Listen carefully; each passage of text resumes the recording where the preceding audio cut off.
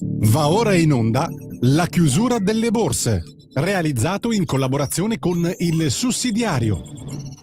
Radio Libertà, in collaborazione con il Sussidiario TV, presenta la chiusura delle borse di oggi.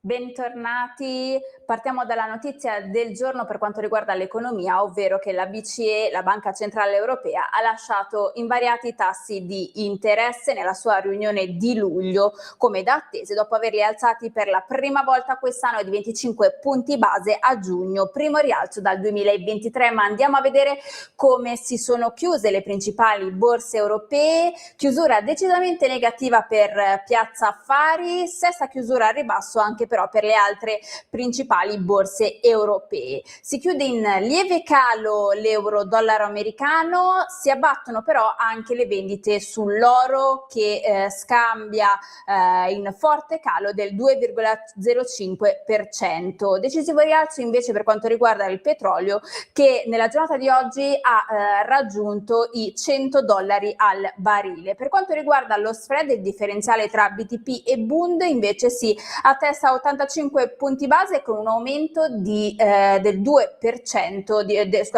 di 2 punti base, con un rendimento del BTP decennale pari a oltre il 4%.